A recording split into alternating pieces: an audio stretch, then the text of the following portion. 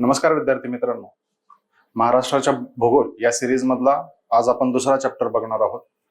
महाराष्ट्राचे प्राकृतिक स्वरूप. ठीक आहे, याच्या आधी आपण पहिला चॅप्टर बघितला होता महाराष्ट्राचे प्रशासकीय स्वरूप. प्रशासकीय स्वरूपामध्ये आपण कोणत्या कोणत्या गोष्टी डिस्कस केल्या होत्या. पहिल्यांदा महाराष्ट्राचे भारतातील स्थान, त्याच्यानंतर महाराष्ट्रातले जिल्हे, जिल्हा निर्मिती, 1960चा महाराष्ट्र, महाराष्ट्रातले प्रशासकीय विभाग, त्याच्यानंतर महाराष्ट्रातले एकाच नावाचे तालुके, तालुक्यांची संख्या, या सगळ्या गोष्टी डिस्कस केल्या होत्या. हे करत असताना मी तुम्हाला 2 ऍक्टिव्हिटीज करायला सांगितल्या होत्या.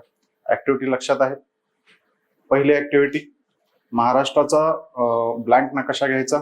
त्या ब्लँक नकाशामध्ये सर्व जिल्हे आयडेंटिफिकेशन करायला सुरुवात करायची आणि जोपर्यंत सर्वच्या सर्व जिल्ह्यांची नावं तुम्हाला पाठ होत नाहीत तोपर्यंत पुढं काहीच जायचं नाही. ही पहिली ऍक्टिव्हिटी होती. तुम्ही आज आलाय याचा अर्थ तुम्ही ती ऍक्टिव्हिटी व्यवस्थितरित्या केली आहे. ठीक आहे, कॉंग्रॅच्युलेशन्स त्याबद्दल. दुसरी ऍक्टिव्हिटी सांगितली होती, ब्लँक पेज घ्यायचं. ब्लँक पेजवर जे नंबर तुम्हाला आठवण्यासाठी थोडेसे अवघड जात आहेत, बरेचसे नंबर्स होते त्याच्यामध्ये, बरोबर. महाराष्ट्राचा अक्षवृत्तीय विस्तार, रेखावृत्तीय विस्तार हा नंबर होता. महाराष्ट्राचा सरफेस एरिया, क्षेत्रफळ, त्याच्यानंतर प्रशासकीय विभाग, त्याचे जिल्हे, असे वेगवेगळे नंबर्स होते. मी तुम्हाला सांगितलं होतं ते सर्व नंबर्स एकाखाली एक लिहून काढा. ते नंबर सारखे सारखे बघत राहा, वाचत राहा. ही ऍक्टिव्हिटी तुम्ही इथून पुढच्या लेक्चरसाठी पण कंटिन्यू करायची आहे. ठीक आहे, या गुड नोटवर आपण पुढचा टॉपिक सुरू करूयात. महाराष्ट्राचे प्राकृतिक स्वरूप. नॅचरली किंवा नैसर्गिकरित्या महाराष्ट्राचं भौगोलिक क्षेत्र कसं आहे याचा आढावा आपल्याला या टॉपिकमध्ये घ्यायचा आहे. ठीक आहे, हा टॉपिक घेण्याआधी जिओग्राफीच्या किंवा भूगोलाच्या काही बेसिक कन्सेप्ट तुम्हाला क्लिअर असणं गरजेचं आहे. कोणत्या कोणत्या कन्सेप्ट नोट डाऊन करून घ्या. पहिली कन्सेप्ट आहे continental drift theory. Continental drift theory किंवा मराठीमध्ये त्याला म्हणतात भूखंड वहनाचा सिद्धांत. भूखंड वहनाचा सिद्धांत.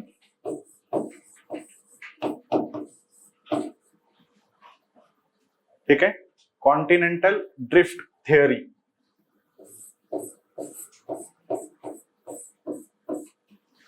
हा जो सिद्धांत आहे हा तुम्हाला जिओग्राफीच्या लेक्चरमध्ये शिकवण्यात येईलच. सिलेबसला हा सिद्धांत आहे. राज्यसेवा मेन्सचा जर तुम्ही विचार केला तर याच्यावर बऱ्याचदा प्रश्न येऊन गेलेले आहेत. कॉन्टिनेंटल ड्रिफ्ट थेअरी जास्त डिटेलमध्ये आपल्याला महाराष्ट्रासाठी आवश्यकता नाहीये, पण थोडीफार आयडिया बेसिक असणं गरजेचं आहे. ती आयडिया काय आहे या सिद्धांताचा थोडासा विचार आपण पहिल्यांदा करू लेक्चरला सुरुवात करताना. म्हणजे तुम्हाला महाराष्ट्राची उत्पत्ती कशी झाली या प्रश्नाचं उत्तर थोडंसं सापडण्यासाठी मदत होईल. ठीक आहे, कॉन्टिनेंटल ड्रिफ्ट थेअरी किंवा भूखंड वहनाचा जो सिद्धांत आहे तो सिद्धांत दिला वेगनर यांनी. वेगनर हे नाव लक्षात घ्या.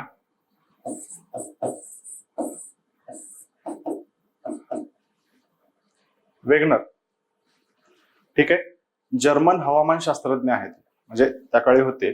वेगनर यांनी हा सिद्धांत दिलाय. या सिद्धांतानुसार पृथ्वीचा जर विचार केला तर पृथ्वीचं जे मोठे मोठे खंड आहेत हे खंड एकाच जागी पहिल्यापासून नव्हते. जे आज अस्तित्वात आहेत, ज्या पद्धतीनं अस्तित्वात आहेत ते त्या पद्धतीनं पहिल्यापासून अस्तित्वात नव्हते ज्यावेळेस पृथ्वीची उत्पत्ती झाली त्याच्यानंतर. ठीक आहे, काय झालं, भूखंड हे वाहत जातात. त्यांना काहीतरी ठराविक दिशा आहे, त्या ठरलेल्या दिशेप्रमाणे ते भूखंड वाहत जातात. अशा पद्धतीचा हा भूखंड वहनाचा सिद्धांत आहे. नावामध्येच दिले बघा. कॉन्टिनेंट आहेत ते ड्रिफ्ट होतात, आपली जागा सोडतात एका जागेकडून दुसऱ्या जागेकडे. अशा प्रमाणे त्यांचं मुवमेंट ही चालू असते. हा एवढा सोपा सिद्धांत आहे. डिटेलमध्ये तुम्हाला जिओग्राफीच्या दुसऱ्या लेक्चरमध्ये ते कळेल. आपल्याला फक्त थोडीशी बेसिक आयडिया एवढीच गरजेची आहे की असे भूखंड आहेत, हे भूखंड वेगवेगळ्या पद्धतीने वेगवेगळ्या दिशेने वाहतात. त्याच्यानंतर दुसरा महत्वाचा सिद्धांत आहे, नोट डाऊन करून घ्या. दुसरा महत्वाचा सिद्धांत आहे सी फ्लोर स्प्रेडिंग. ठीक आहे, इंग्लिशमध्ये त्याला सी फ्लोर स्प्रेडिंग म्हणतात, मराठीमध्ये समुद्रतळ विस्तार म्हणतात.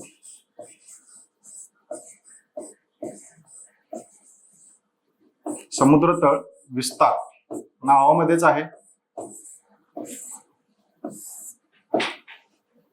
ठीक आहे, हेनरी हेस या सायंटिस्टने हा सिद्धांत मांडला होता. या सायंटिस्टचं नाव पण ते विचारतात आयोग. या सिद्धांतामध्ये नावामध्येच आहे, समुद्र तळ जो आहे तो विस्तार पावत आहे, अशा प्रकारचा तो सिद्धांत आहे. ठीक आहे. सोप्या भाषेत एकदम सांगायचं झालं तर समुद्र तर जो आहे तो स्टॅटिक नाहीये, तो वर्षानुवर्षांचा जर विचार केला तर त्याचा विस्तार होत होत होत होत गेलेला आहे. अशा पद्धतीचा हा सिद्धांत आहे. याची आकृतीचा जर विचार केला आपण तर समुद्र तळ असं कन्सिडर करून चला. इथं हा समुद्र तळ आहे.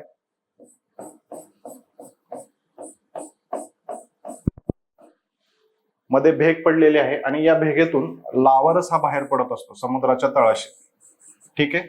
हा लावारस जसा बाहेर पडेल तसा पाण्याच्या मध्ये येतो, थंड होतो. बरोबर. आणि ते लावारसाचं बाहेर पडण्याचं प्रमाण, लावारसाचं बाहेर पडण्याची जी सायकल आहे ती कंटिन्यू चालू आहे. तर काही वर्षांनी काय होईल, खूप वर्षांचा जर आपण विचार केला तर नवीन लावारस इथं तयार होईल, जुना इकडे सरकलेला असेल या बाजूला, सेम या केसमध्ये. तर हळूहळू हा समुद्र तळ जो आहे तो विस्तार पावत असतो. येते सर्वांच्या लक्षात? समुद्र तळ हा अशा पद्धतीनं विस्तार पावत असतो. सोप्या भाषेमध्ये सांगायचं झालं तर एवढी गोष्ट. आता इथं विस्तार पावतोय. ठीक आहे. दुसऱ्या कोणत्या तरी बाजूला जिथं हा संपतो तिथं तो पुन्हा जमिनीमध्ये गाडला जातो. एका जागी तो बाहेर पडत असतो, एका जागी जमीन तयार होत असते आणि दुसऱ्या जागी जमीन पुन्हा गाडली जाते. अशा पद्धतीचा हा सिद्धांत आहे समुद्र तळ विस्तार, हेनरी हेस यांनी दिलेला. त्याच्यानंतर तिसरा महत्वाचा सिद्धांत, ही नावं नोट डाऊन करून घ्या. ठीक आहे. ही नावं नोट डाऊन करून घ्या. एनसीआरटी जर घेतली आपण, एनसीआरटी मध्ये फिजिकल जिओग्राफीच्या सेक्शन मध्ये तुम्हाला हे खूप जास्त डिटेलमध्ये वाचायला मिळेल. ठीक आहे. त्याच्यानंतर हे दोन सिद्धांत झाले.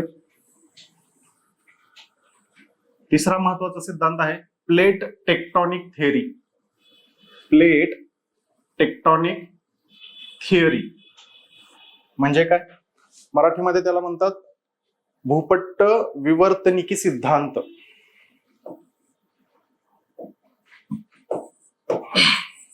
भूपट्ट विवर्तनिकी सिद्धांत.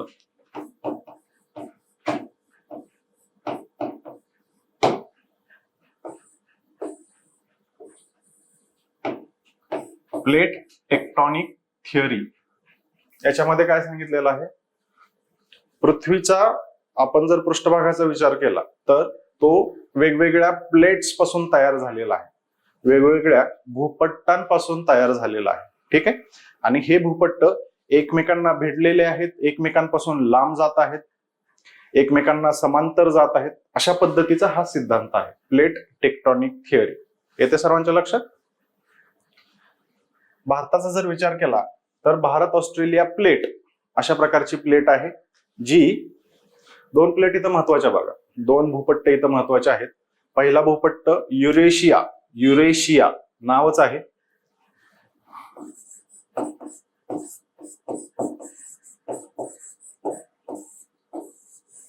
युरेशियाचा आणि दुसरा भारताचा. अशा पद्धतीनं इंडियन सबकॉन्टिनेंट आणि ऑस्ट्रेलियन प्लेट असं त्याला म्हणतो आपण, इंडो ऑस्ट्रेलियन प्लेट. अशा पद्धतीने या दोन प्लेट आहेत. या दोन प्लेट, हिमालय जिथं आहे आजचा हिमालय, तिथे या दोन प्लेट एकमेकांना भिडलेले आहेत. ठीक आहे. दोन प्लेट ज्यावेळेस एकत्र येतात, दोन्ही बाजूंनी प्रेशर आहे, युरेशियन प्लेट जागेवर आहे, भारताची जी प्लेट आहे ती युरेशियन प्लेटकडे सरकते. त्याच्यामुळं हिमालय पर्वताची इथं निर्मिती झालेली आहे. हा जो भाग आहे आजचा जो हिमालयाचा प्रदेश आहे, हिमालय पर्वतरांग, ती अशा पद्धतीनं निर्माण झालेली आहे. दोन प्लेट एकमेकांना धडकल्यात आणि प्रेशर खूप जास्त आहे, त्याच्यामुळं दोन प्लेटच्या मध्ये जो गाळ होता तो गाळ वर उचलला गेला अशा पद्धतीनं. ठीक आहे. त्यामुळं एक आपण जर पेज घेतलं आणि त्याला दोन्ही साईडने जर ढकलण्याचा प्रयत्न केला, बरोबर, तर काय होतं, फोल्ड येतो. बरोबर ना? दोन्ही साईडने ढकललं तर फोल्ड येतो. त्याच्यामुळं हिमालय पर्वतरांग तयार झाला आणि त्याला कोणत्या प्रकारात येत होतो, फोल्ड माउंटेन आपण त्याला म्हणतो, किंवा वळीचा पर्वत.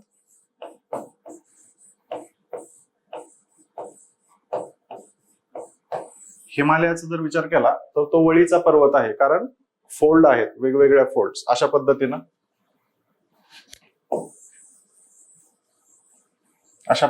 फोल्डिंग झालेली आहे.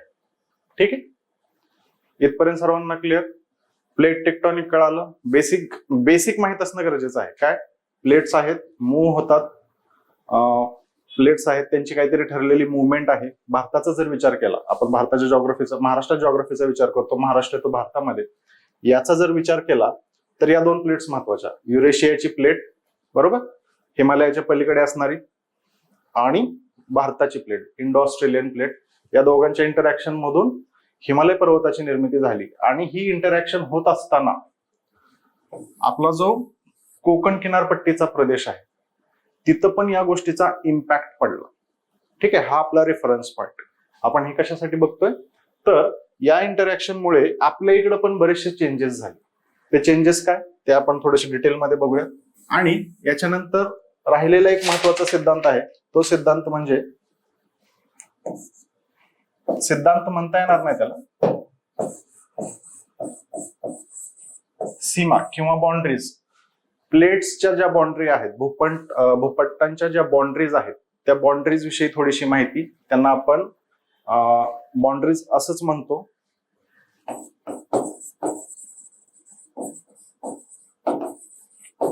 ठीक आहे, याचे प्रकार आहेत बघा, बाउंड्रीजचे पुन्हा प्रकार पडतात. पहिला प्रकार आहे रचनात्मक सीमा, रचनात्मक किंवा कन्स्ट्रक्टिव्ह बाउंड्री असं आपण त्याला म्हणतो. कन्स्ट्रक्टिव्ह, रचनात्मक सीमा म्हणजे काय, दोन प्लेट्स आहेत, त्याच्यामध्ये नवीन जमीन तयार होत असते. ठीक आहे, त्या बाउंड्री पासून आपण काही वेळापूर्वी बघितलं समुद्र तळ कसा प्रसार पावतो, तर ती झाली कन्स्ट्रक्टिव्ह बाउंड्री. नवीन जमीन इथं तयार होत चाललेली आहे.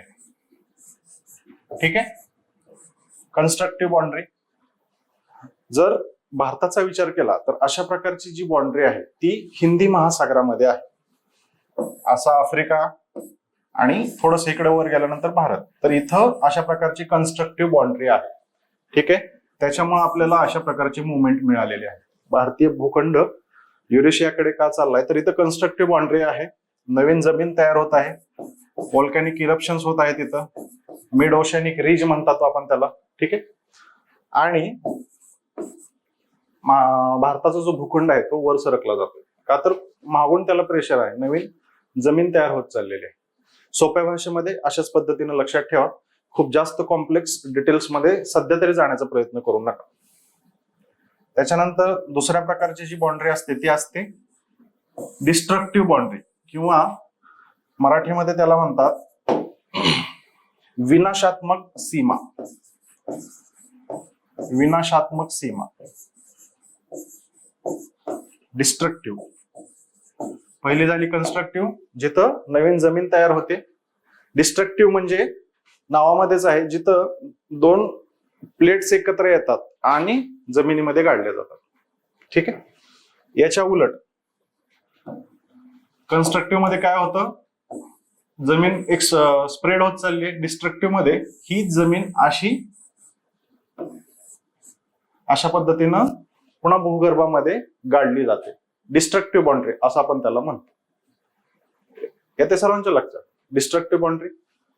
जर भारतीय प्लेटचा जर विचार केला, इंडो ऑस्ट्रेलियन प्लेटचा जर विचार केला, तर ही जी कन्स्ट्रक्टिव्ह बाउंड्री आहे ही येते हिंदी महासागरामध्ये, आणि डिस्ट्रक्टिव्ह बाउंड्री जी आहे जिथं जमीन गाडली जाते खाली, ही येते हिमालयाच्या खाली. ठीक आहे, हिमालय पर्वतरांग काय होतं, पहिल्यांदा ज्यावेळेस दोन प्लेट एकमेकांना अप्रोच होत असतात, दोन प्लेट वेगवेगळ्या एकमेकांना अप्रोच झाल्या, त्या अप्रोच होण्याआधी त्या दोन प्लेटच्या मध्ये जो माती असेल, दगड असतील, ठीक आहे, ती दगड प्रेशरमुळं असे वेव्ह फॉर्मॅटमध्ये वर येतात बघा, आणि जवळ चिटकल्यानंतर त्यातली एक प्लेट जी जड प्लेट आहे कम्पॅरेटिव्हली दुसऱ्या प्लेटच्या, ती जड प्लेट त्या दुसऱ्या प्लेटच्या खाली जायला सुरुवात करते. हिमालयाच्या बाबतीत पण असं आहे. हा झोन जिथं असतो तिथं व्होल्कॅनिक नाही, अर्थक्वेक जे आहेत किंवा भूकंपाचं प्रमाण जे आहे ते जास्त असतं, कारण एक प्लेट गाडली जाते सारखीच. येते सर्वांच्या लक्षात. त्यामुळं हिमालयाच्या पट्ट्याचा जर आपण विचार केला तर तिथं भूकंपाचं प्रमाण देखील जास्त आहे बघ. जॉग्राफीचे कन्सेप्ट एकमेकांना असे थोडेसे लिंक करतात. येते सर्वांच्या लक्षात. तर अशा पद्धतीने ते तिथं काढलं जाते. आणि तिसऱ्या प्रकारची जी बाउंड्री आहे, तिसरी बाउंड्री, दोन पाहिल्या, कन्स्ट्रक्टिव्ह, डिस्ट्रक्टिव्ह, आणि तिसरी ट्रान्सफॉर्मेटिव्ह बाउंड्री आपण त्याला म्हणतो. ट्रान्सफॉर्मेटिव्ह किंवा मराठीमध्ये त्याला म्हणतात समांतर. याच्यामध्ये काय असतं, दोन प्लेट्स आहेत. पहिल्यांदा काय होतं, दोन प्लेट्स एकमेकांपासून दूर जात आहेत. इथं काय होतं, दोन प्लेट्स एकमेकांना भिडतायत आणि याच्यामध्ये काय होतं, एकमेकांना समांतर जात आहेत, घासून जात आहेत. ठीक आहे, समांतर गेल्यात, धडकल्या नाही किंवा लांब गेल्या नाही. तर ही तिसऱ्या प्रकारची बाउंड्री, ट्रान्सफॉर्मेटिव्ह बाउंड्री आपण त्याला म्हणतो किंवा समांतर बाउंड्री आपण त्याला म्हणतो. आपल्यासाठी पहिल्या ह्या दोन महत्वाच्या. इथपर्यंत सर्वांना क्लिअर? हे जे सांगितलेले 4 कॉन्सेप्ट आहेत, हे 4 कॉन्सेप्ट तुम्ही एनसीईआरटी मधून वाचा. चांगल्या व्यवस्थित पद्धतीने अजून तुम्हाला याचे बेसिक्स कळतील. हे सिलेबसला पण आहे. फिजिकल जिओग्राफी जी आहे आपलं मेन्सच्या टॉपिकला, तर त्याच्यामध्ये या गोष्टींवर प्रश्न विचारलेले आहेत की कोणी दिली ही पर्टिक्युलर थिअरी, कुणी दिली. त्याच्यानंतर जगाचा जर विचार केला तर जगामध्ये महत्वाचे भूपट्ट किती आहेत, किती प्लेट टेक्टॉनिक प्लेट्स किती आहेत जगामध्ये, हा दुसरा प्रश्न येतो. त्यांची संख्या काय आहे, कोणती प्लेट कोणत्या ठिकाणी आहे, किंवा त्या ठिकाणची जी प्लेट आहे तिचं नाव काय, अशा पद्धतीने प्रश्न ते विचारू शकतात. येते सर्वांच्या लक्षात? महाराष्ट्राचा जर आपण भूगोलाचा विचार केला तर आपल्याला ही थोडीशी बेसिक आयडिया असणं गरजेचं आहे की असं काहीतरी प्लेट टेक्टॉनिक आहे बाबा, असा भूखंड आहे, हा या बाजूला चाललाय, तो त्या बाजूला चाललाय.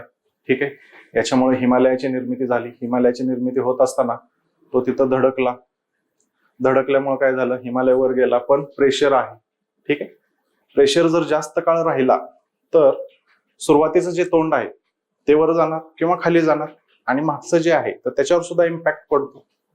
बरोबर, तसा इम्पॅक्ट आपल्या कोकण किनारपट्टीवर दिसून येतो. तो काय, तो आपण बघू. याच्यानंतर महत्वाचा पुढचा मुद्दा, जिओग्राफी. जर तुम्ही शालेय जीवनामध्ये तुम्हाला 2-3 गोष्टी जिओग्राफीच्या शिकवलेल्या असतात बघा. काय, ज्यावेळेस सर्वात पहिल्यांदा काय होतं, एकच मोठा भूखंड होता आणि एकच मोठा समुद्र होता. ठीक आहे, पॅन्जिया नावाचा भूखंड होता, पॅन्जिया नावाचा समुद्र होता. त्याच्यानंतर पॅन्जियाचं विभाजन झालं, तो तुटला, त्याच्यातनं 2 वेगळे भूखंड तयार झाले. बरोबर, पॅन्जिया होता पहिल्यांदा, पॅन्जिया आणि पॅन्थासाला समुद्र. त्याच्यानंतर पॅन्जियाचं विभाजन झालं, कॉन्टिनेंटल ड्रिफ्ट जे म्हटलं आपण. ठीक आहे, वेगनर यांनी सांगितलं होता. कॉन्टिनेंटल ड्रिफ्ट नुसार काय झालं, पॅन्जिया भूखंड होता, पॅन्थासाला समुद्र होता, पॅन्जियाचं विभाजन झालं, त्याच्यातनं 2 मोठे भूपट्ट तयार झाले. पहिला कोणता होता, लॉरेशिया भूखंड. हा उत्तरेकडे होता. पृथ्वीचा जर विचार केला तर हा उत्तर बाजूला असं लॉरेशिया लक्षात राहू द्या. आणि दुसरा होता गोंडवाना भूखंड दक्षिणला. आणि या दोन्हीच्या मध्ये काय होतं, टेथिस समुद्र होता. टेथिस समुद्र. ठीक आहे, अशा पद्धतीने लॉरेशिया, गोंडवाना, त्याच्या दोन्हीच्या मध्ये टेथिस नावाचा समुद्र होता. इथपर्यंत सर्वांना क्लिअर? त्याच्यानंतर गोंडवाना झालं. गोंडवाना, भारताचा जर विचार केला तर भारतीय भूपट्ट जो आहे, आजचा भारतीय भूपट्ट जो आहे तो गोंडवाना मधून आलेला आहे. पुन्हा याचं पुन्हा डिव्हिजन झालं. ठीक आहे, याचे पुन्हा तुकडे पडले.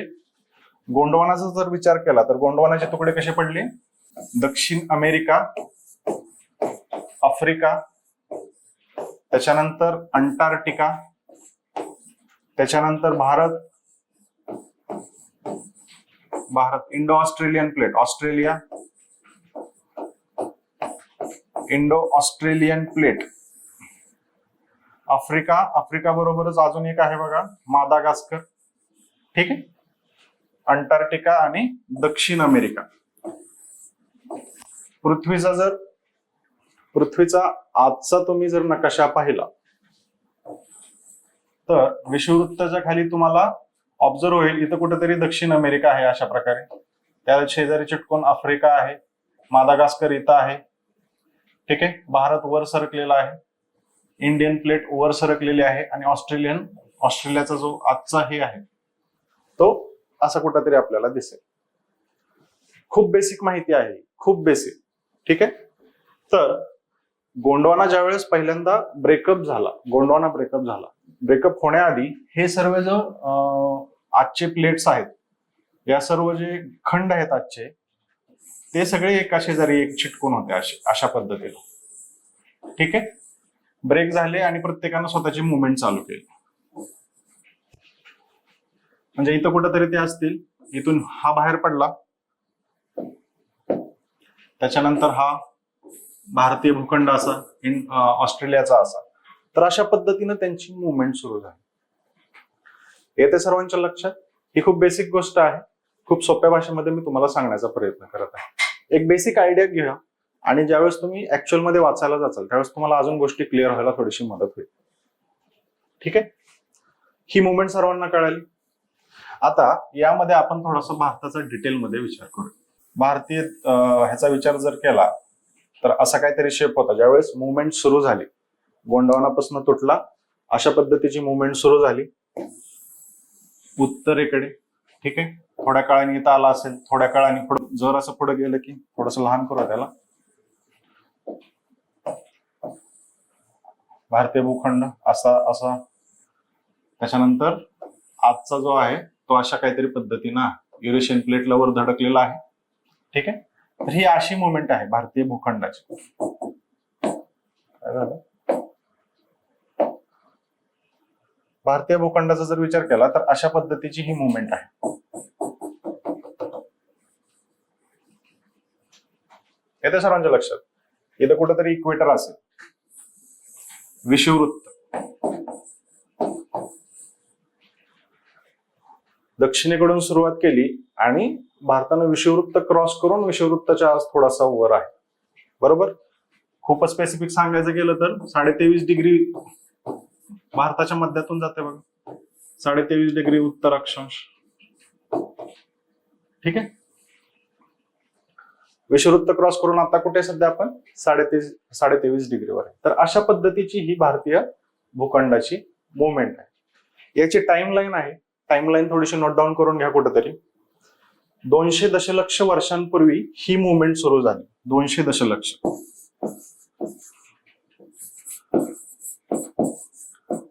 200 मिलियन इयर्स.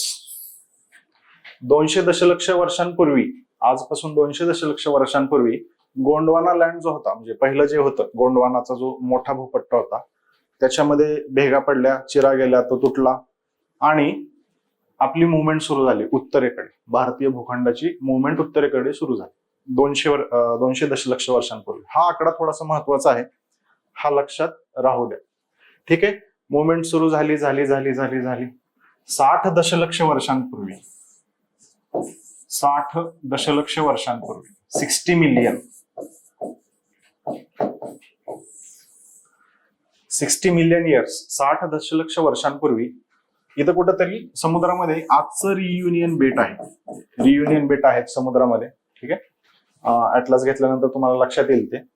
तर या ठिकाणी आल्यानंतर व्होल्कॅनिक ऍक्टिव्हिटी सुरू झाली भारतीय भूखंडामध्ये. व्होल्कॅनिक ज्वालामुखी ऍक्टिव्हिटी सुरू झाली. ठीक आहे. ज्वालामुखीला चिरा जमिनीला भेगा पडल्या आणि त्यातून लावारस बाहेर पडायला सुरुवात झाली. इथपर्यंत सर्वांना क्लिअर? येते लक्षात? आपण रियुनियन बेटापर्यंत आलो. 60 दशलक्ष वर्षांपूर्वीची गोष्ट आहे. इथं आल्यानंतर जमिनीला भेगा पडल्या. त्याची कारणं बरीच आहेत, त्या कारणांमध्ये जाऊ नका, तेवढं जास्त गरजेचं नाहीये. जमिनीला भेगा पडल्या एवढंच लक्षात ठेवा, स्टोरी सध्या लक्षात ठेवा. आणि याच्यामधून लावारस बाहेर पडायला सुरुवात झाली. लावारस बाहेर पडला. आता ही जी व्होल्कॅनिक ऍक्टिव्हिटी किंवा ही जी ज्वालामुखीय घटना होती ही घटना आजच्या ज्वालामुखींप्रमाणे नव्हती. आजच्या म्हणजे बेसिक उदाहरण देतो तुम्हाला. न्यूजपेपरमध्ये बरेचदा तुम्ही वाचलेलं असतं बघा, ज्वालामुखीचा विस्फोट झाला, खूप मोठा लावारस, खूप मोठा ज्वालामुखीची व्हॉल्कॅनिक डेब्री जी म्हणतो आपण त्याला, ती आकाशामध्ये उडाली वगैरे. तर अशा प्रकारचं नव्हतं हे. जमिनीला भेगा पडल्या, बसाल्टिक लावा होता, तो हळूहळू जमिनीतनं बाहेर आला आणि सर्वकडे पसरला. ठीक, पसरला, थंड झाला, भेगा तशाच राहिल्या होत्या, पुन्हा त्यातनं लावा बाहेर आला, सगळीकडे पसरला, तो थंड झाला, आणि ही सायकल कंटिन्यू चालत राहिली कितीतरी लाख वर्ष कंटिन्यू. ठीक आहे. आजच्या एका एस्टिमेट नुसार ही सायकल किती वेळा झाली? 29 वेळा ही सायकल झाली असं म्हटलं जातं. 29 वेळा, 2-9 हा आकडा तेवढा लक्षात ठेवा. ठीक आहे. कारण आज ज्यावेळेस आपण याचं क्रॉस सेक्शन घेतो त्यावेळेस आपल्याला असे 29 डिस्टिंक्ट लेयर दिसतात. ठीक आहे. 29 असे थर दिसतात आपल्याला. त्याच्यावरून अनुमान काढलं गेलं की अशी ही जी ऍक्टिव्हिटी आहे ती 29 वेळा झालेली असावी. सर्वांना इथपर्यंत क्लिअर? मग याच्यापासून एक, हे जो लावा बाहेर पडला तर याच्यापासून एक फिजिकल फीचर तयार झालं भारतीय उपखंडामध्ये. सर्वांच्या लक्षात येतं? हा लावा बाहेर पडला, थंड झाला, याच्यापासून एक भौगोलिक क्षेत्र तयार झालं वेगळ्या पद्धतीचं. ते भौगोलिक क्षेत्र जर आज आपल्याला आयडेंटिफाय करायचं असेल तर त्याला आपण म्हणतो दख्खनचे पठार.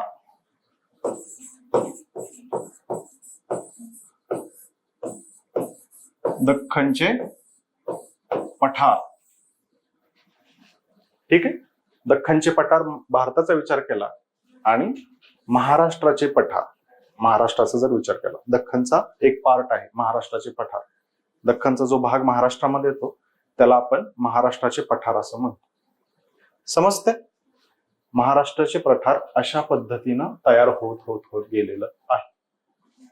इथपर्यंत सर्वांना क्लिअर? त्याच्यानंतर थोडस हे क्लीन करतो, सगळं नोट डाऊन करून घ्या. ठीक आहे. तुम्हाला रेफरन्ससाठी ज्यावेळेस तुम्ही ऍक्च्युअल हे टॉपिक वाचायला घ्यायचा त्यावेळेस तुमच्या गोष्टी पटपट लक्षात यायला सुरुवात होईल. आता इथपर्यंत आपण बघितलं दख्खनचे पठार तयार झालं. जर भारताचा जर विचार केला, एकूणच जर भारताचा जर विचार केला तर सर्वात जुनं जिओग्राफिकल फीचर जे आहे भारताचं, सर्वात जुनं, ठीक आहे, भारतीय उपखंडाचं जर सर्वात जुनं जिओग्राफिकल फीचर काय आहे जे खूप वर्षांपासून अस्तित्वात आहे किंवा सर्वात पहिल्यांदा तयार झाला आपण त्याला म्हणतो, तर ते म्हणजे दख्खनचे पठार. एक बीट लक्षात ठेवा, दख्खनचे पठार सर्वात पहिल्यांदा काय निर्माण झालं? दख्खनचे पठार निर्माण झालं. ही मुवमेंट पुन्हा कंटिन्यू पुढे चालू राहिली. आपली मुवमेंट जी आहे या गोष्टी घडत गेल्या, ही मुवमेंट पुन्हा हळूहळू कंटिन्यू पुढे चालू राहील. इथपर्यंत सर्वांना क्लिअर येते? त्याच्यानंतर ठीक आहे, टाइमलाईन मध्ये दोन गोष्टी आपण पाहिल्या. पहिली गोष्ट काय, 200 दशलक्ष वर्षांपूर्वी भूखंड तुटला आणि उत्तरेकडे त्याची मुवमेंट सुरू झाली. दुसरी गोष्ट काय पाहिली, 60 दशलक्ष वर्षांपूर्वी 60 मिलियन इयर्स अगो काय झालं, जमिनीला भेगा पडल्या. ठीक आहे. भ्रंशमूलक उद्रेक, मराठीमध्ये त्याचं नाव जर सांगायचं झालं तर भ्रंशमूलक उद्रेक झाले, त्याच्यापासून दख्खनच्या पठाराची निर्मिती. ते भ्रंशमूलक उद्रेक झाले 60 दशलक्ष वर्षांपूर्वी. त्याच्यानंतर 40 ते 50 दशलक्ष वर्षांपूर्वी, 60 झालं, आता 40 ते 50 दशलक्ष वर्षांपूर्वी या दोन प्लेट एकमेकांना भिडल्या. येते सर्वांचं लक्षात? हा कालखंड खूप मोठा आहे बघ. जर विचार करायला गेलं तर हा कालखंड खूप मोठा आहे. दशलक्ष वर्ष, 1 दशलक्ष म्हणजे 10 लाख. 40 ते 50 दशलक्ष वर्ष अंदाज तुम्ही करू शकता. खूप मोठा कालखंड आहे. ठीक आहे. या प्लेट्स जसे जसे जवळ येत गेल्या तसं तसं याच्यामध्ये जे समुद्राचं पाणी होतं ते हळूहळू कमी होत गेलं. बरोबर ना? जवळ गोष्टी येत जातील तसं कमी. त्याच्यानंतर काहीतरी इथं नद्या असतील, त्या नद्यांनी गाळाचं निक्षेपण इथं काहीतरी केलेलं असेल, इकडे वाहणाऱ्या त्या काळच्या, ज्यांचं आज अस्तित्व नाहीये. ठीक आहे. इथं काहीतरी गाळाचं निक्षेपण केलेलं असेल आणि हळूहळू क्रॉस सेक्शनचा जर विचार केला, पहिल्यांदा जास्त हे असेल, दोन्हीच्या मध्ये खोली असेल, त्याच्यानंतर ही खोली हळूहळू हळूहळू भरत गेली. अशा पद्धतीने ही खोली भरत गेली. ठीक आहे, जसं जवळ येतील तसं. आणि एका सर्टन लिमिट नंतर काय होतं, पेपर सांगितलं तुम्हाला सरळ आहे, एका सर्टन लिमिट नंतर ही खोली भरली गेली असं कन्सिडर करून चला. ठीक आहे, एका सर्टन लिमिट नंतर काय होतं, जसं आपण प्रेस करतो तसं ते वर जायला लागतं. येते लक्षात? एक हात वर घेऊ दे, एक हात खाली जाऊ दे, तरी देखील ते वर जायला लागतं. अशा पद्धतीने इथं फोल्डिंग झाली, फोल्डिंग किंवा वली हे पडल्या, फोल्डिंग होत गेली आणि आजचा हिमालय तिथं तयार झाला. इथपर्यंत सर्वांना क्लिअर? या दोघांची जी इंटरॅक्शन झाली अशा पद्धतीनं आणि हिमालय तयार झालं. हिमालयाचा जर आपण विचार केला, हिमालय पर्वतरांगेचा जर विचार केला तर खूप अनस्टेबल आहे हिमालय पर्वतरांग. कशामुळं? हा सगळा जो गाळ आहे हा गाळच वर उचलला गेलेला आहे. ठीक आहे, खडक नाहीयेत, खूप मोठ्या प्रमाणात इथं खडक नाहीयेत. हा गाळ आहे. गाळाचं काय असतं, खडकाचा आणि मातीचा जर विचार केला तर माती लगेच ढासळते बघा, खडक तशी ढासळत नाही. खडक फिट्ट बसतात एकमेकांवर, माती ढासळत जाते. त्याच्यामुळं हिमालयामध्ये भूकंपाचं पहिली गोष्ट प्रमाण जास्त आहे. का? तर तिथं प्लेट एका खाली एक जातात म्हणून. ठीक आहे, टेक्टोनिक ऍक्टिव्हिटी तिथं खूप जास्त आहे आणि वर उचललेलं जे लँडमास आहे, ठीक आहे, ते स्टेबल नाहीये. त्याच्यामुळे पाऊस खूप जास्त प्रमाणात झाला की तिथं भूस्खलनाचं प्रमाण देखील जास्त आहे. लागते लिंक सर्व तुम्हाला आता? बरोबर, भूस्खलनाचं प्रमाण हिमालयामध्ये जास्त आहे. दरडी कोसळतात बघा, खूप दरडी कोसळतात हिमालयात, तो खूप धोका आहे. पाऊस झाला होता मध्ये, खूप मोठ्या प्रमाणात ढगफुटी झाली होती, त्याच्यानंतर दरडी कोसळल्या होत्या वगैरे वगैरे. या सगळ्या गोष्टी एकमेकांना अशा पद्धतीने इंटरलिंक आहे. ठीक आहे, आता हिमालयाचं आपण बघितलं, मग इकडं काय येते सर्वांच्या लक्षात? इथं या गोष्टीमुळे काय होतं, स्ट्रेस येतो, दाब येतो, दाब. ठीक आहे, भूपट्टावर. म्हणजे काय, इकडनं प्रेशर आहे आणि पुढे जाता येत नाही, मागून प्रेशर आहे पण पुढं जास्त प्रमाणात जाता येत नाही. त्यामुळं इथं दाब येतो, दाब. आपल्या हा जो लँडमास आहे इथं दाब येतो आणि दाब जास्त आल्यानंतर काय होतं, भेगा पडायला सुरुवात होते. बरोबर ना? दाब जास्त आला जमिनीवर तर काय पडतात, भेगा पडतात. त्या भेगांना आपण इंग्लिशमध्ये म्हणतो फ्लेक्शर्स. ठीक आहे, फ्लेक्शर्स त्याला म्हणतो.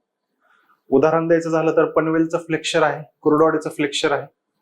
ठीक आहे, लातूर साईडला पण त्या पद्धतीचं फ्लेक्चर आपल्याला दिसतं. लातूरचा जो भूकंप झाला तो त्या एका गोष्टीमुळे झाला होता. अशा पद्धतीने इंटरलिंकेज आहे.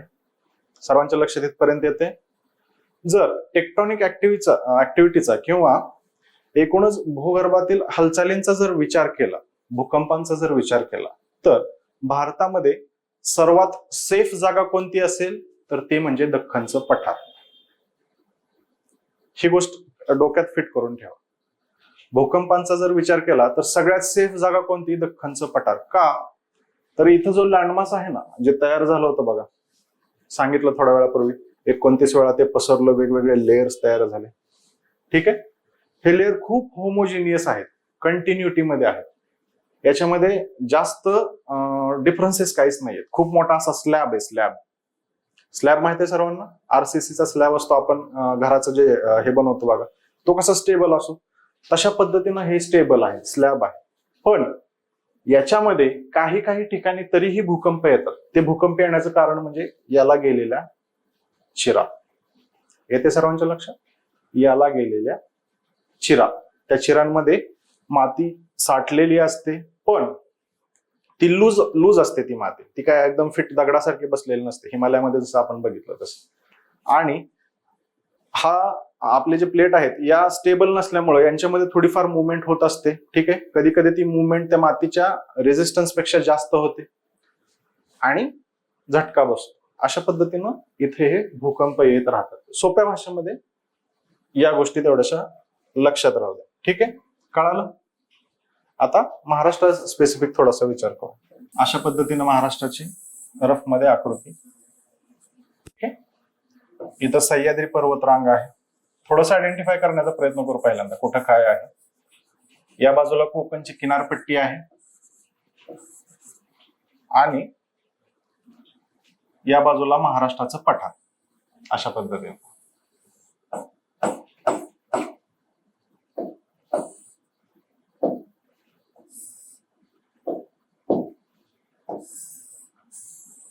अशा पद्धतीनं महाराष्ट्राचं पठार. तो मगाशी सांगितलेला स्लॅब तो हा.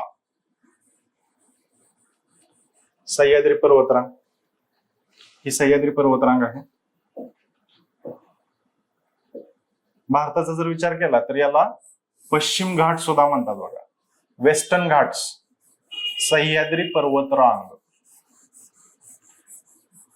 वेस्टर्न घाट सुद्धा म्हणतात याला, पश्चिम घाट म्हणतात. महाराष्ट्रामध्ये आपण त्याला सह्याद्री पर्वतरांग असं म्हणतो. सर्वांच्या क्लिअर? इथपर्यंत गोष्टी क्लिअर आल्या. आणि या बाजूची जी राहिलेली आहे ही म्हणजे कोकणची किनारपट्टी. ही कोकणची किनारपट्टी.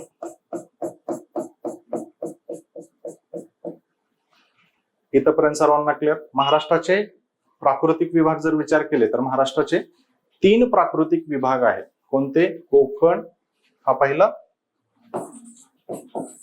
दुसरा सह्याद्री पर्वतरांग किंवा पश्चिम घाट, आणि तिसरा महाराष्ट्राचे पठार.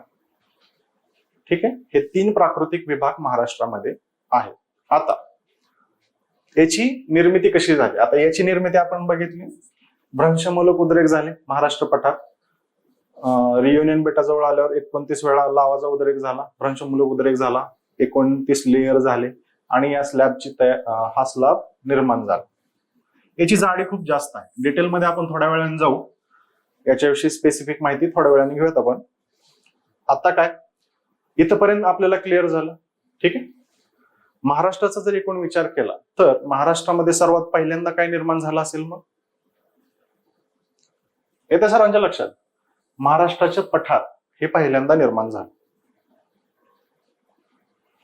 ज्यावेळेस आपली मुवमेंट चालू होती म्हणजे अजूनही चालू आहे, त्यावेळेस थोडंसं अंतर शिल्लक, म्हणजे आफ्रिकेतनं बाजूला पडल्यानंतर थोडंसं अंतर शिल्लक राहिल्यानंतर मादागास्कर तुटला आपल्यापासून. मादागास्करचं जे आजचं बेट आहे ते तुटलं. ते तुटत असताना इथं बऱ्याच गोष्टी घडल्या.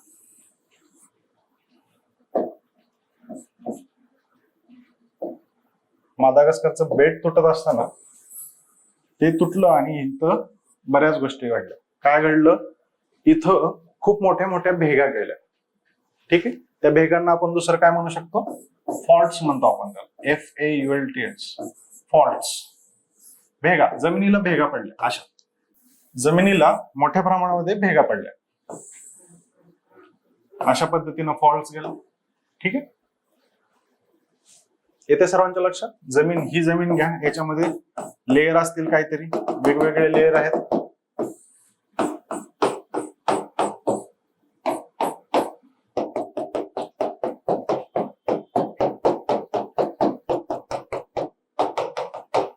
आणि अशा पद्धतीच्या भेगा तिथं पडल्या. क्लिअर सर्वांना इथपर्यंत? त्याच्यानंतर काय झालं आपल्याला? आपण बघितलं काय झालं, युरेशियाची प्लेट, भारताची प्लेट चिटकलं नाहीये, पण त्याच्यामध्ये गाळाचं हे झालेलं आहे, संचयन झालेलं आहे आणि प्रेशरला आता सुरुवात झाली, प्रेशर बसायला. काहीतरी याला आडवं यायला सुरुवात झाली. पुढं खूप मोठा भूखंड आहे, आडवं यायला सुरुवात झाली.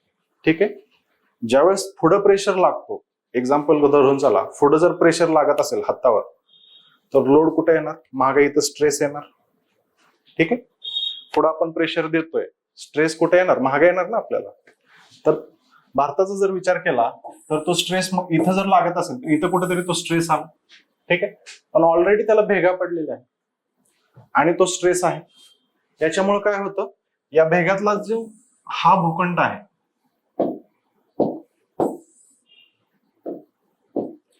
या भेगांमधला जो हा भूखंड आहे, हा जमिनीचा तुकडा असा आपण त्याला थोडस म्हणू.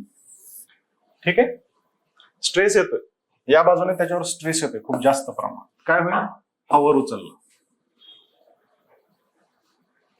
येते लक्षात? स्ट्रेस आला की काय होतं? वर उचलती गोष्ट. तुकडे पडले होते, फॉल्टिंग झालं होतं आणि वर उचलला गेला. आणि अशा पद्धतीनं जे वर उचललेलं जॉग्राफिकल फीचर आहे त्याला आपण म्हणतो ब्लॉक माउंटेन. ब्लॉक माउंटेन, इंग्लिशमध्ये त्याला म्हणतो आपण ब्लॉक माउंटेन. ठीक आहे. मराठीमध्ये त्याला काय म्हणतो आपण? ठोकळा पर्वत. ठोकळा.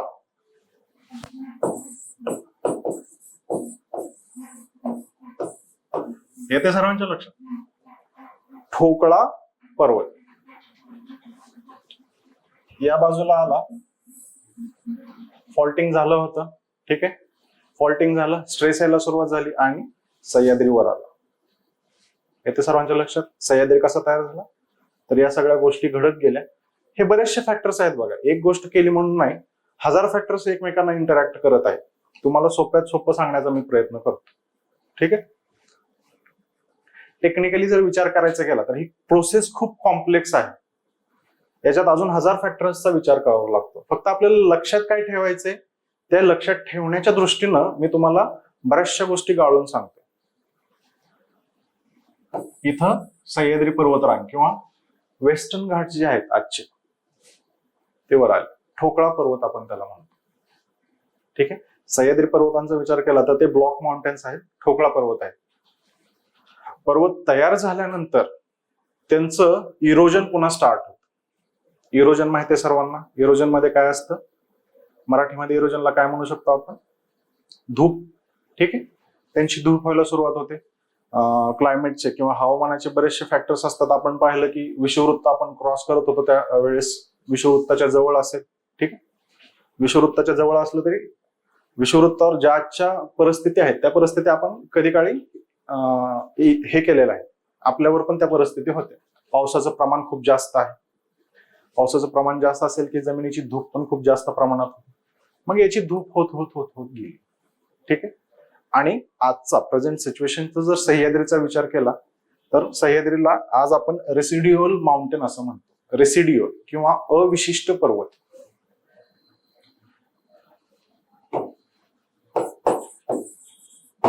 रेसिड्युअल किंवा अविशिष्ट.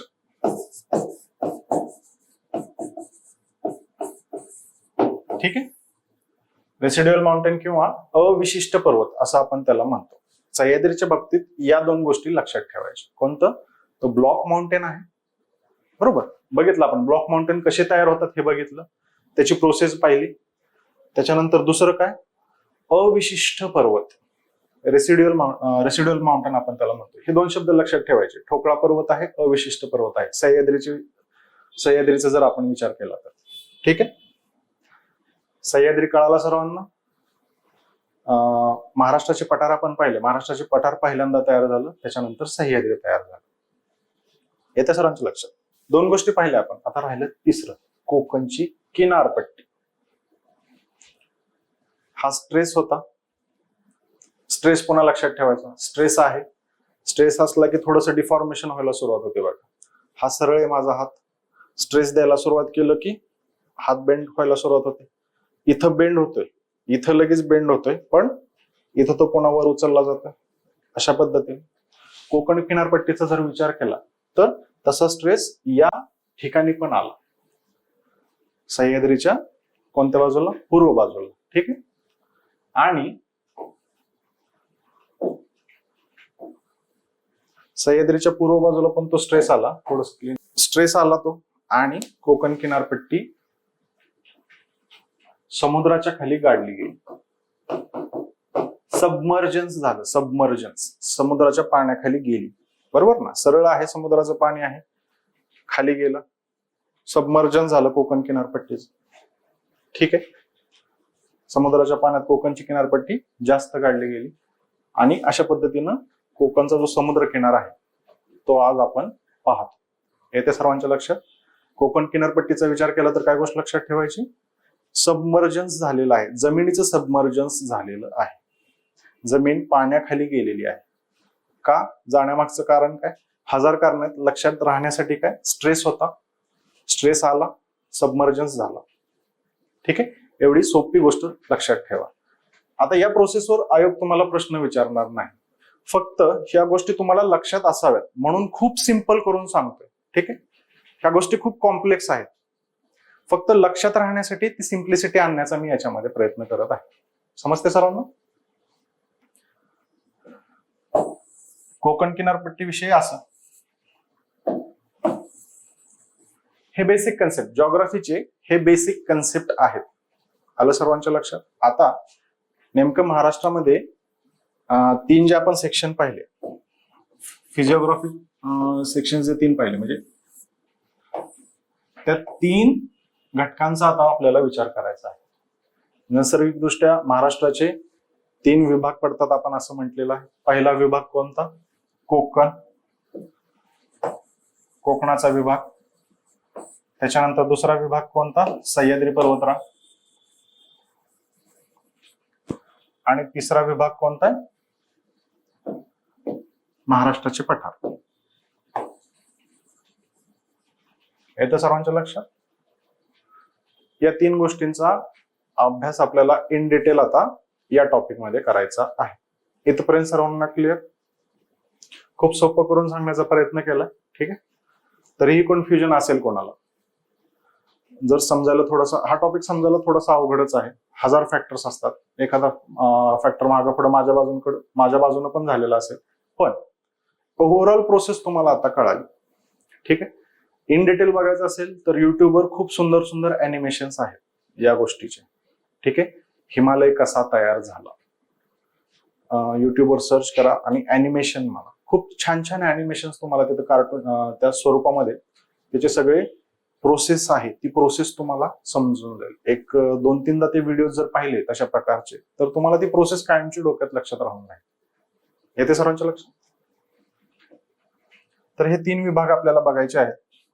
आता थोडस महाराष्ट्राकडे वळू. आपल्याला परीक्षेसाठी गरजेचं काय काय आहे त्या गोष्टी आता आपण बघूया. महाराष्ट्राचे प्राकृतिक स्वरूप, ठीक आहे. ही जी इमेज आहे, ही इमेज आहे सह्याद्री मधली. येते सर्वांच्या लक्षात. सह्याद्रीची इमेज आहे. कसं आहे बघा, अशा पद्धतीने सुळके निघालेले दिसतात वर, आणि ओव्हरऑलच वर आलेले आहे. हा जो भूखंड आहे हा ओव्हरऑल वर आलेला आहे. तुम्ही जर किल्ले वगैरे पाहायला गेला असाल तर तुम्हाला हा डिफरन्स खूप चांगल्या पद्धतीने दिसून येईल. येते सर्वांच्या लक्षात. त्याच्यानंतर महाराष्ट्राची प्रादेशिक ओळख हा एक वेगळा टॉपिक आहे. याच्यामध्ये कोकण आपण पाहिला. कोकणाविषयी काय माहिती आहे? सह्याद्री पर्वतरांग जर आपण बेसलाईन घेतली तर सह्याद्री पर्वतरांगेच्या पश्चिम दिशेकडे, ठीक आहे. दिशांचं थोडस सांगायचं राहिलं, दिशा सांगायच्या राहिल्या. महाराष्ट्र उत्तर, पूर्व, पश्चिम आणि दक्षिण. इथं कोकण किनारपट्टी आहे, त्याच्या शेजारी सह्याद्री पर्वतरांग आहे. येते सर्वांच्या लक्षात. कोकण किनारपट्टी सह्याद्री पर्वतरांगेच्या पश्चिमेकडे आहे. पश्चिमेकडे ही दिशा लक्षात ठेवा. याच्यावर आयोग प्रश्न विचारतो, ठीक आहे. कंबाईनची एक्झाम आहे, आपल्याला वेळ पुरत नाही, ठीक आहे. 100 प्रश्न असतात, 1 तासाचा वेळ असतो. बरेचसे प्रश्न अवघड असतात आणि सोपे जे प्रश्न आहेत ते शेवटी टाकलेले असतात. हा एक सोपा प्रश्न आहे, पण हा शेवटी येतो. आपण पहिल्यांदाच बराच वेळ घालवलेला असतो. शेवटच्या 5 मिनिटात राहिलंय काय आपण त्याचा ओव्हरव्ह्यू घ्यायला जातो, बघतो आणि गडबडीत काहीतरी चुकीचं उत्तर तिथून गोल करून येतो. पश्चिमेच्या ऐवजी पूर्वेकडे, ठीक आहे. ही बेसिक कन्सेप्ट आहे. इथं मार्क घालवायचा नाही. इथं जर तुमचा मार्क गेला तर तुम्ही कॉम्पिटिशनच्या बाहेर, मी आजच सांगतो तुम्हाला, ठीक आहे. त्यामुळं सह्याद्री पर्वतरांगेच्या पश्चिमेकडे कोकण किनारपट्टीचा विस्तार आहे. हा जो भूभाग आहे कोकणाचा, हा सह्याद्रीच्या पश्चिमेकडे आहे. येते सर्वांच्या लक्षात. त्याच्यानंतर पश्चिमी किनारपट्टीचा प्रदेश महाराष्ट्रातील एकूण 7 जिल्ह्यांचा या कोकणामध्ये समावेश होतो. एकूण 7 जिल्हे. कोणते कोणते केले तुम्ही? जिल्ह्यांची ऍक्टिव्हिटी केली आहे ना, सगळ्यांच्या लक्षात असेल. कोणते कोणते जिल्हे कोकण किनारपट्टीमध्ये? पहिल्यांदा पालघर, पहिला पालघर, दुसरा ठाणे, मुंबई शहर, मुंबई उपनगर, ठाण्याच्या खाली रायगड, रायगडच्या खाली रत्नागिरी, रत्नागिरीच्या खाली सिंधुदुर्ग. किती झाले? 1 2 3 4 5 6 आणि 7. या 7 जिल्ह्यांचा समावेश कोकण किनारपट्टीमध्ये होतो. सह्याद्रीच्या कुठल्या बाजूला? पश्चिम दिशेला. ठीक आहे, हे जिल्हे सह्याद्रीच्या पश्चिम दिशेला येतात. इथपर्यंत सर्वांना क्लिअर?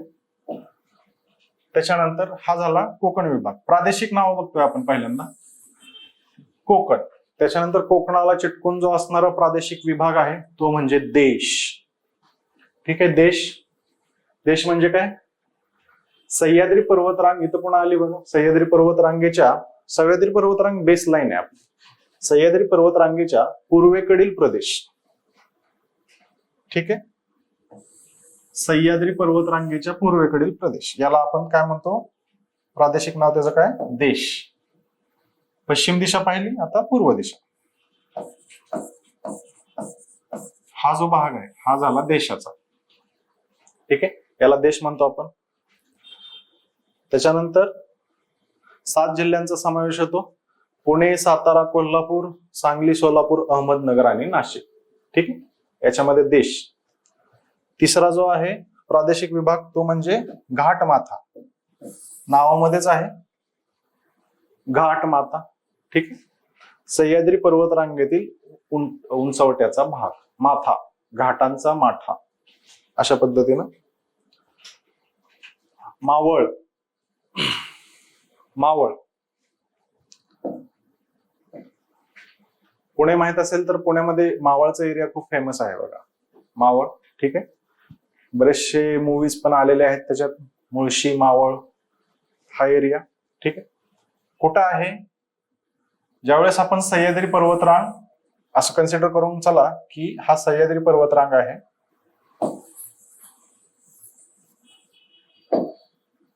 सह्याद्री पर्वतरांग आहे अशा पद्धतीनं. आपण ज्यावेळेस पश्चिमेकडून पूर्वेकडे जातो तर हा जो उत्तरणीचा भाग आहे ना, उत्तरणीचा भाग हा झाला मावळ. मावळे, मावळे, मावळ अशा पद्धतीने लक्षात ठेवा. त्याच्यानंतर हा कशासाठी फेमस आहे? मावळ शेतीचा जर विचार केला तर तांदळाचं उत्पादन खूप जास्त प्रमाणात इथे घेतलं जातं. ठीक आहे, तांदूळ उत्पादन सह्याद्रीच्या पूर्वेकडे जर विचार केला तर तांदळाचं उत्पादन घेतलं जातं. पश्चिमेकडे तर घेतलं जातं, कोकण आहे. ठीक आहे, पूर्वेकडे पण तांदळाचं उत्पादन घेतलं जातं. कोणता भाग येतो? मावळ येतो. आणि कोणता तांदूळ फेमस आहे इथला? इंद्रायणी तांदूळ ऐकला असेल सर्वांनी. इंद्रायणी सुवासिक तांदूळ आहे बघा, असं रेफरन्स ठेवायचा लक्षात तो. त्याच्यानंतर पुढचा प्रादेशिक विभाग आहे खानदेश. खानदेश ऐरणी. आपले मित्र असतात जनरली ऐरणीमध्ये बोलतात. ठीक आहे, ऐरणी भाषा त्यांनाच कळते, बाकीच्या महाराष्ट्रामध्ये कळत नाही. ठीक आहे, भाषेचा तो वेगळेपण आहे. ऐरणी भाषा खानदेशामध्ये बोलली जाते. आपले ऐरणी भाषेतले मित्र पण असतात बघा, ऐकायला खूप छान वाटतं. यस, कुठं आहे ते? उत्तर महाराष्ट्रातील तापी खोऱ्याचा प्रदेश. ठीक आहे, उत्तर महाराष्ट्रातील तापी खोऱ्याचा प्रदेश. उत्तर महाराष्ट्र, उत्तर दिशा ही हा तापी नदी इथं वाहते. पश्चिम वाहिनी नदी आहे तापी. ठीक आहे, हा उत्तर महाराष्ट्रातील तापी नदी खोऱ्याचा जो प्रदेश आहे तो म्हणजे खानदेश. याच्यामध्ये कोणत्या कोणत्या जिल्ह्यांचा समावेश होतो? नंदुरबार. ठीक आहे, नंदुरबार. त्याच्या खाली असणारा ठाणे आणि जळगाव. तापी नदी खोऱ्यामध्ये हे 3 जिल्हे येतात, याला आपण खानदेश म्हणतो. येते सर्वांच्या लक्षात? त्याच्यानंतर मराठवाडा. ठीक आहे, मराठवाडा मुक्ती संग्राम. मराठवाडा बऱ्यापैकी लोकांना माहित आहे. प्रशासकीय दृष्ट्या औरंगाबाद विभाग जो आहे, औरंगाबाद प्रशासकीय विभाग, तो म्हणजे मराठवाडा, असं लक्षात ठेवा. मध्य महाराष्ट्रातील गोदावरीचा प्रदेश वर कुठला होता? खानदेशात पहिला आपण तापी नदीचं खोरं होतं. मराठवाड्याचा विचार केला तर कोणता येणार? गोदावरी नदीचा प्रदेश येणार. समजते सर्वांना? गोदावरीचा प्रदेश. त्याच्यानंतर राहिला कोणता? विदर्भ. विदर्भमध्ये कोणत्या नद्या महत्वाच्या?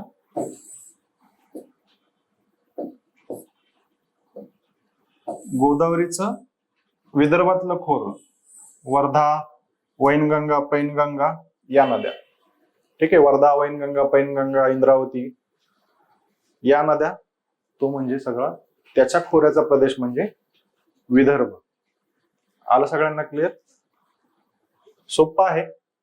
कोकण माहिती आहे, कोकण किनारपट्टी म्हणजे कोकणाचा प्रदेश. देश म्हणजे सह्याद्रीच्या पूर्वेकडचा पश्चिम महाराष्ट्राचा जो भाग आहे, पश्चिम महाराष्ट्र, तो म्हणजे देश. त्याच्यानंतर घाटमाता म्हणजे सह्याद्रीचा घाटमाता. त्याच्यानंतर मावळ, पूर्वेकडचा उतरणीचा प्रदेश, तो म्हणजे मावळ, पुणे जिल्हा. ठीक आहे. त्याच्यानंतर खानदेश, खानदेश म्हणजे उत्तर महाराष्ट्र, तापी नदीचं खोरं, 3 जिल्ह्यांचा समावेश होतो, धुळे, नंदुरबार आणि जळगाव.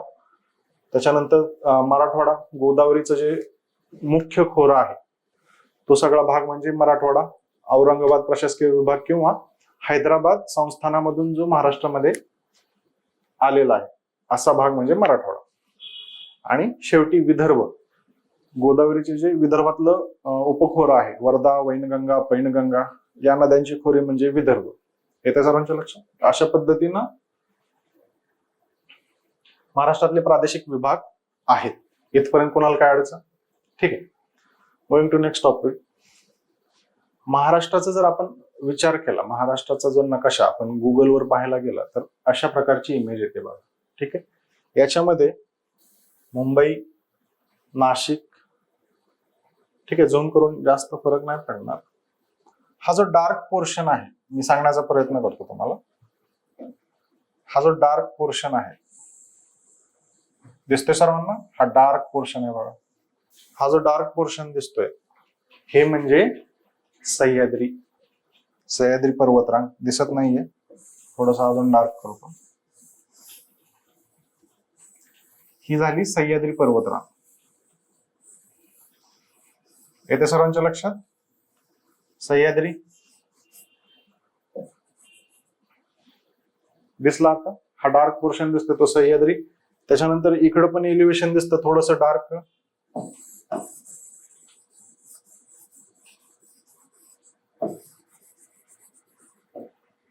इथं आहे. त्याच्यानंतर हे असं अशा पद्धतीनं काहीतरी आहे बघा. आणि वर औरंगाबाद, नांदेड असं गेलेलं.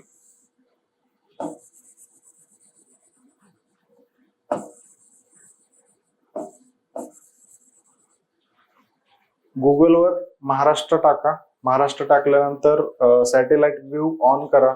तुम्हाला अशा पद्धतीचं एलिव्हेशन वालं महाराष्ट्र दिसून जाईल. ठीक आहे. तो वाटल्यास रेफरन्सला आत्ताच व्हिडिओ पॉज करा आणि आत्ताच तो एकदा बघून घ्या, म्हणजे मी काय सांगतो ते तुम्हाला व्यवस्थित लक्षात येईल. हा सह्याद्री, हा सह्याद्रीच्या उपरांगा या दिलेल्या आहेत. ठीक आहे. सह्याद्री पर्वतरांगामधून उपरांगा निघालेल्या आहेत जे महाराष्ट्र पठाराकडे वाहतात. ठीक आहे. महाराष्ट्र पठाराकडे त्या पसरलेल्या आहेत अशा पद्धतीनं सह्याद्रीच्या उपरांगा. त्याच्यानंतर एकूणच महाराष्ट्रातलं जे एलिव्हेशन आहे, चढ उतार जे आहेत ते सर्व या इमेज मध्ये क्लिअर होऊन जातात. लक्षात येईल. जसा जसा रेफरन्स येईल तसं मी तुम्हाला पुन्हा एकदा सांगण्याचा त्या गोष्टी प्रयत्न करेल. त्याच्यानंतर महाराष्ट्राची प्राकृतिक रचना, उंचीनुसार महाराष्ट्राचं इथं विभाजन तुम्हाला थोडंसं दिसतं. ठीक आहे. उंचीनुसार उंचीचं तिथं तुम्हाला टेबल दिलेलं आहे आणि इकडची उंची दिलेली आहे. आता हा जो हिरवा दिसतोय प्रदेश, हा हिरवा,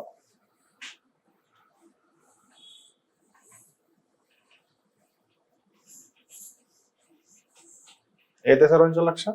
हा हिरवा आहे. याची काय आहे? 300 ते 400 मीटर उंची आहे. 300 ते 400. त्याच्यानंतर सह्याद्री दिसतोय बघा. ती खूप उंच जो आहे ती सह्याद्री पर्वतरांग आहे. अशा पद्धतीनं येते सर्वांच्या लक्षात? सह्याद्री. कोकण इकडं कुठंतरी असा कोकण आहे. कोकणामध्ये पण उंचीचा डिफरन्स आपल्याला दिसतो. कोकणामध्ये पण उंचीचा डिफरन्स आपल्याला दिसतो. खलाटी आणि वलाटी अशा प्रकारचं कोकणाचं सुद्धा वेगळं क्लासिफिकेशन आहे उंचीनुसार झालेलं. ते आपण थोड्या वेळ डिटेलमध्ये बघूयात. सह्याद्री पर्वतरांग, सह्याद्री पर्वतरांग कोकणाच्या बाजूला जर विचार केला तर तो खूप असा तीव्र आपल्याला दिसतो. कोकणाकडून कोकणात उभं राहून जर सह्याद्रीकडे बघितलं तर खूप असं उंचच्या उंच पर्वतरांग दिसते सह्याद्रीच्या कोकणाच्या बाजूने. तेच आपण पुण्याच्या बाजूने बघितलं कुठून पूर्वेकडनं तर आपल्याला उंच तर आहे ते, पण जो उंचवटा कोकणाकडून दिसतो तशा प्रकारे ते दिसत नाही, ग्रॅज्युअली वर वर वर वर गेलेलं आपल्याला ते दिसतं. ठीक आहे, इकडं उंची जास्त आहे आणि इकडं असा उतार आहे. अशा पद्धतीनं सह्याद्री पर्वतरांग आपल्याला आहे. येते सर्वांच्या लक्षात?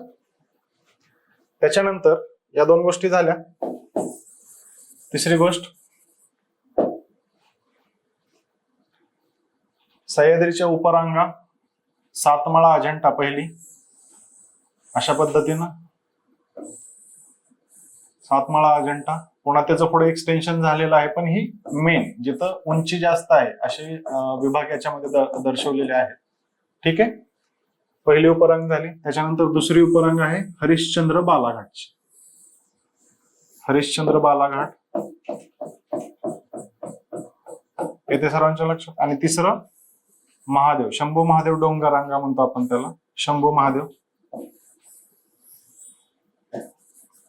अशा पद्धतीने अशा तीन प्रमुख उपरांगा सह्याद्रीच्या. पहिली कोणती? सातमाळा अजंठा. दुसरी कोणती? हरिश्चंद्र बालाघाट. आणि तिसरी शंभू महादेव डोंगर. आयोग प्रश्न विचारत असताना या तीन रांगांवर प्रश्न विचारतो. ठीक आहे, कसा विचारणार? उत्तरेकडून दक्षिणेचा जर विचार केला तर सर्वात पहिली पर्वतरांग कोणती, अशा पद्धतीने आयोगानं प्रश्न विचारलेले आहेत. त्याच्यानंतर त्यांचा क्रम लावा असं पण ते विचारतात. पहिल्यांदा कोणती येते? सातमाळा अजंठा. त्याच्यानंतर कोणती येते? हरिश्चंद्र बालाघाट. आणि त्याच्यानंतर शंभू महादेव. उत्तरेकडून दक्षिणेकडे उलट विचारू शकतात. दक्षिणेकडून उत्तरेकडे जर विचार केला तर पहिली कोणती, दुसरी कोणती, तिसरी कोणती, अशा पद्धतीने. सर्वांना लक्षात आलं इथपर्यंत? त्याच्यानंतर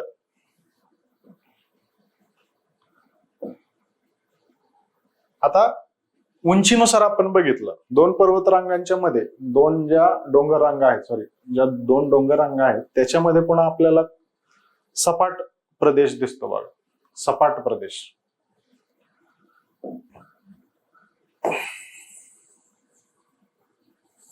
ठीक आहे, पठारावरच आहे पण सपाट आहे हा विभाग. खाली असा, त्याच्यानंतर खाली कृष्णेचा दिसते सर्वांना. त्याच्यानंतर इथं अशा पद्धतीनं हा येते का लक्षात? वर तापीचा आहे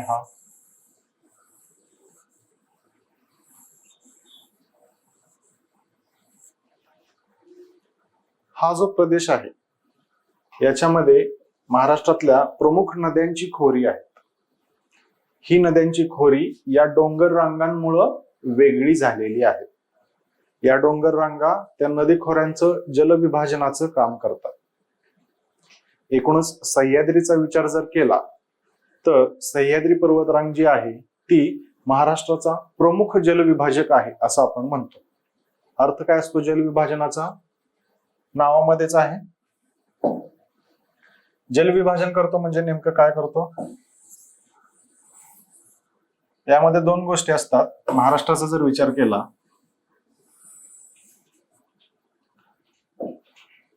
आणि सह्याद्रीचा जर विचार केला, थोडस डिटेलमध्ये घेऊयात. सह्याद्रीचा जर विचार केला तर आपण आत्ताच म्हणलं की जलविभाजक आहे महाराष्ट्राचा. म्हणजे काय? जल विभाजित करतो, महाराष्ट्रामधलं जल आहे ते विभाजित करतो, पाण्याचं विभाजन करतो. कशा पद्धतीनं ते आपण म्हणू शकतो? पहिली गोष्ट, सह्याद्रीच्या पूर्वेकडे ज्या नद्या आहेत त्या सह्याद्रीच्या पूर्वेकडच्या नद्या उगम सह्याद्रीमध्ये पावतात पण जातात कुठं? बंगालच्या उपसागरामध्ये. गोदावरी कशी जाणार? गोदावरीचा ठीक आहे समजून घेण्यापुरतं घ्या, अशी कशी तरी गोदावरी जाते. त्याच्यानंतर भीमा नदी कृष्णेला जाऊन मिळते खाली, अशा पद्धतीनं. ठीक आहे, पूर्ववाहिनी नद्या या सगळ्या. याचं जलविभाजनाचं काम सह्याद्री करतो. ठीक आहे, सॉरी हे झालं. आणि पश्चिमेकडच्या ज्या नद्या आहेत त्या अरबी समुद्राला जाऊन मिळतात. या पश्चिम वाहिनी नद्या आणि या पूर्व वाहिनी नद्या. हे तर सर्वांना लक्षात. जलविभाजनाचं काम करतो. इकडं तू इकडं जायचं नाही रे, तू तिकडं जायचं नाही. ठीक आहे, नद्यांच्या बाबतीत हे झालं. पुन्हा दुसरा काय फॅक्टर आहे, मान्सूनचं जे वारं येतं, मान्सूनचं वारं इथं अडवलं जातं, अरबी समुद्रावरून येतं, मान्सूनचं वारं इथं अडवलं जातं. इथं खूप जास्त प्रमाणात पाऊस पडतो. पावसाचं प्रमाण महाराष्ट्राचा जर विचार केला तर कोकणात सर्वात जास्त आहे आणि इकडं पावसाचं प्रमाण खूप कमी आहे. येते सर्वांच्या लक्षात. आणि इकडं थोडंसं वाढलेलं आहे. तर अशा पद्धतीनं पण सह्याद्रीचा महत्वाचा रोल आहे. इथपर्यंत सर्वांना क्लिअर. त्याच्यानंतर ठीक आहे, तर हे जे डोंगर रांगा आहेत यांनी सुद्धा नद्यांची जी खोरी आहे ती वेगवेगळी केलेली आहे. महाराष्ट्रातल्या प्रमुख नद्या आणि त्यांची खोरी हे आपण नदी प्रणालीमध्ये घेणार आहोत. पण इथं थोडासा त्याचा रेफरन्स आहे. नद्यांचा जर विचार केला तर तापी नदी महाराष्ट्रामधली सर्वात वेगळं जो म्हणता येईल तो आहे तापी नदीचा प्रकार. सॉरी, तापी नदी काढायची चुकली, वरून येते अशी. ठीक आहे, तापी नदी जी आहे ती पश्चिम वाहिनी नदी आहे. पश्चिम वाहिनी, पश्चिमेकडे वाहते तापी. आणि बाकीच्या ज्या प्रमुख नद्या आहेत महाराष्ट्रातल्या त्या सर्व पूर्व वाहिनी नद्या आहेत. इथपर्यंत सर्वांना क्लिअर. गोदावरीचा जर विचार केला तर गोदावरी अशा पद्धतीने वाहत जाते. ठीक आहे, गोदावरी नदी पूर्वेकडे वाहते. कुठं? बंगालच्या उपसागरावर. त्याच्यानंतर दुसरी महत्वाची नदी आहे भीमा. ठीक आहे, आणि तिसरी महत्वाची नदी आहे कृष्णा. असं कुठेतरी त्यांचा संगम होतो आणि ते पुन्हा खाली जातो. महाराष्ट्रातल्या प्रमुख नद्यांचा जर विचार केला, आधी या बाजूचं बघूयात आपण, पश्चिमेकडच्या साईडचं. त्या नद्यानंतर थोडंसं डिस्कस करू. तर तापी पश्चिमेकडे वाहते, ही पूर्वेकडे वाहते. भीमा आणि कृष्णा, ही नदी आहे भीमा आणि खालची आहे कृष्णा. ठीक आहे, महाराष्ट्रातल्या प्रमुख नद्या जर आपण पाहिल्या तर या 3 आहेत. या नद्यांना पण वेगळं करतात बघा या डोंगर रांगा. ठीक आहे, या नद्यांना वेगळं करण्याचं काम या डोंगर रांगा करतात. नद्यांचं जे खोरं आहे ते खोरं वेगळं या डोंगर रांगांमुळे होतं. इथपर्यंत सर्वांना क्लिअर. मग आयोग आता याच्या पुढे जाऊन आयोग काय करतो, आयोग प्रश्न कसा विचारणार,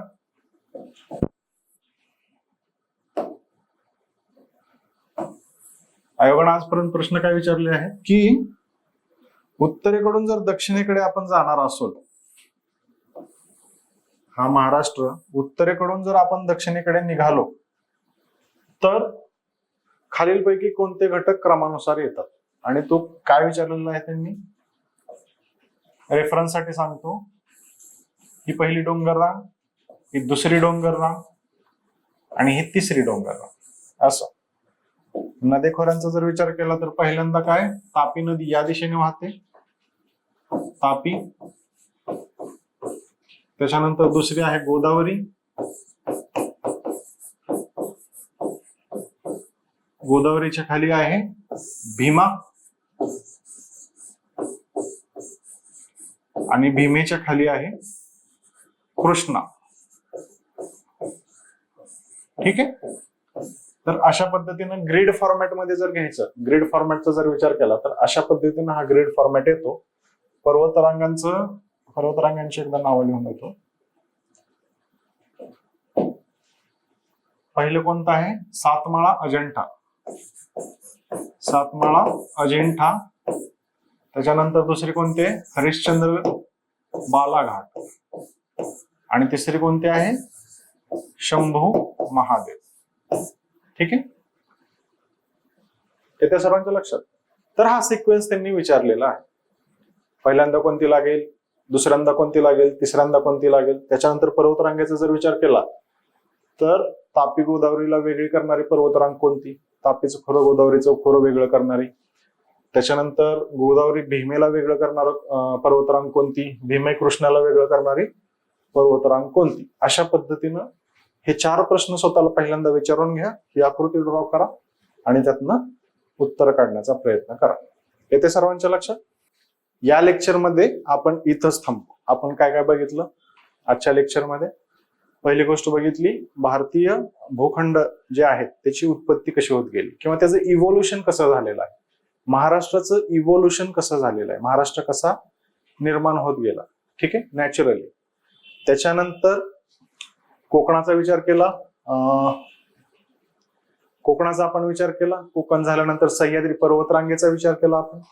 त्याच्यानंतर नद्यांविषयी थोडीशी माहिती गेली, सह्याद्रीच्या ज्या प्रमुख उपरांग आहेत त्याच्याविषयी थोडीशी माहिती घेतली, ठीक आहे. आज या लेक्चरमध्ये एकूणच जो आपला प्रादेशिक विभाग आहे महाराष्ट्राचा याचा आपण ओव्हरव्ह्यू घेतलेला आहे, सगळ्या प्रोसेसेस समजून घेण्याचा प्रयत्न केलेला आहे. आता नेक्स्ट लेक्चरमध्ये याला रिलेटेड जे काही फॅक्ट्स असतील, ठीक आहे, याला रिलेटेड ज्याच्यावर क्वेश्चन्स येणार आहेत तर ते आपण नेक्स्ट लेक्चरमध्ये सर्व इन डिटेलमध्ये बघणार आहोत. या गुड नोटवर इथं थांबतो. धन्यवाद.